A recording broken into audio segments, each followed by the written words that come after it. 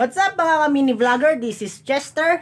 Kumusta na kayong lahat? At maulan na araw sa inyong lahat. Dala na rin kasi ng bagyo na meron dito sa ating bansa na si Bagyong Guring. At eto matagal-tagal akong di nakapag-upload. Dala na rin ng mga ginagawa itong mga nakaraang araw. At pasensya na din na medyo matagal akong di nakapag-upload. So, ngayon, ang gagawin ko ngayon, pupunta ako doon sa dulo kung nasan ngayon yung mga aking mga alagang kambing at paiinumin ko sila ng tubig. At bisitahin na rin natin yung mga tinanim namin na Centronella. So, tara! So, ngayon, mga ka-mini vlogger, ito, madilim na naman ang langit dito sa amin. Ito tayo, naglalakad na tayo papunta ngayon sa dulo at meron silang ginawang daan dito. At, aside dun sa sinabi ko kanina sa intro na magpapainom tayo ng mga alaga nating kambing at bibisitahin na rin yung tanim ng Centronella.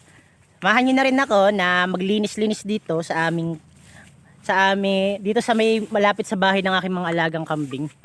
At dahil masyado na makapal ang mga damo rin dito, inuunti-unti kong linisin.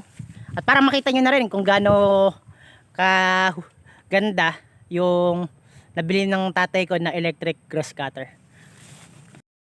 Okay mga ka-mini vlogger, ito tayo ngayon naglalakad papunta doon sa ating mga kambing at ito yung sinasabi kong daanan. Yan, nakikita nyo, para tayong sa Amazon forest nyan no? Lakas maka-Amazon forest Pero unti-unti malilinis din natin yan. Talagang hirap lang talaga linisin ng lugar namin na to dahil medyo may kalakihan din. Ayan lakas maka kala mong nasa gubat ka talaga ng Amazon, lakas kala mong ikaw nag-explore ka sa mga dinadaanan mo. Yan siya. Ngayon ito, medyo malapit-lapit tayo sa mga kambing natin. Ayan. Enjoy nyo nga lang mga ka-mini vlogger, yung nakikita ninyo. Hop. Okay. Ako nakikita ninyo, ayan, naglalakad ako papunta doon sa aking mga alagang kambing. At ito na, unti-unti. Meron pang lumilipad na paro-paro. At ayan, palapit na tayo sa ating mga alagang kambing. At ayan na sila, ayan na. Yan, at ayun sila, ayun. Damo sila, mga sarap na sarap kumain. Yan, sumasalubong sila agad sa akin dahil may dala na akong tubig. Nakasanayan lang kasi nila yan. Ayan mga ka-mini vlogger, si Lighty sumasalubong. Bigyan natin siya ng tubig. At okay, tiyan mo, apat agad silang sabay-sabay uminom. Talagang sanay kasi sila sa gantong oras kasi umiinom na sila ng tubig pag nahasugahan sila. Okay, yan din si Eden at yung dalawa pang, si Miley at si Agustin. Sarap na sarap sa pag-inom. Okay mga ka-mini vlogger, to say, naabutan pa kami ng ulan at dito muna kami, sumilong muna kami sa isang kubo. At to, lakas ng ulan dito sa amin. Pakita ko sa inyo mga ka-mini vlogger. Okay mga ka-mini vlogger, yan kung nakikita ninyo, ayan, napakalakas ng ulan. Sumilong muna kami dito ng aking mga alagat. Ayan sila. Yan kahit kami mga nabasa kami lahat, bit nila nakasilo kami agad. At hindi na muna kami umuwi. Ayan mga ka-mini vlogger.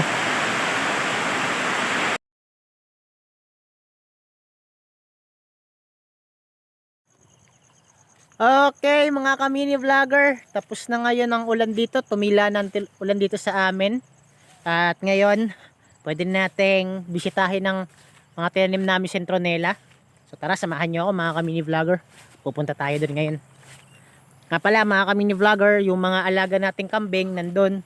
Makain pa sila doon, malapit sa sinilungan namin. Pero maya maya, babalik ko na sila kung saan sila nakasuga kanina. Sa ngayon, bibisitahin muna natin yung mga Centronella. Ganda rin ang ulan dito. Kahit paano, sapat na para madiligan yung tanim namin Centronella. Okay, tara. Tara mga ka-mini vlogger, eto. Bisitahin natin.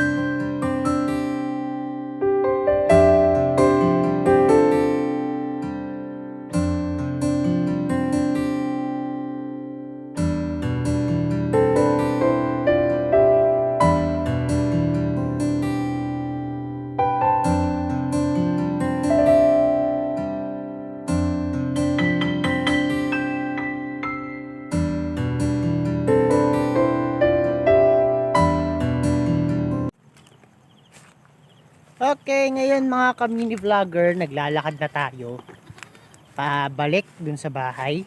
At dahil sumilong nga tayo ng medyo matagal na oras din, dahil sa laking din ng ulan, tagal na yung ulan at malakas din. Pero maganda na rin kahit paano yung mga tanim dito kagaya ng citronella ay nadiligan kahit paano. So ngayon, niwanan ko na yung mga kambing ko dun sa sugahan. Tali naman sila. Ngayon, ang sunod natin gagawin, tutuloy na natin yung paglilinis natin ng pagtatabas pala ng mga damo gamit ang ating kaibigang grass cutter. So ngayon ito, bali paano, ganun mga ka-mini vlogger, tara, samahan niyo ako at linisin natin yung mga damo dyan gamit ang ating bagong kaibigan na electric grass cutter.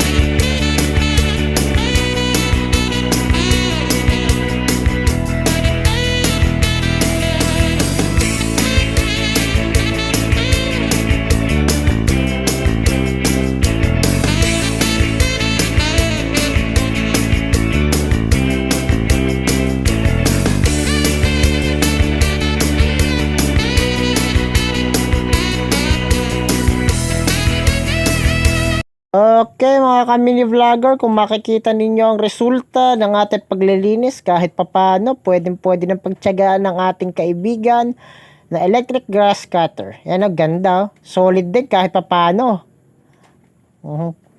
So ayan lang mga ka-mini vlogger, kung nagustuhan nyo itong video na to, don't forget to like, share, and subscribe. And don't forget to hit the notification bell for more videos. Ingat kayo mga ka-mini vlogger. Bye-bye!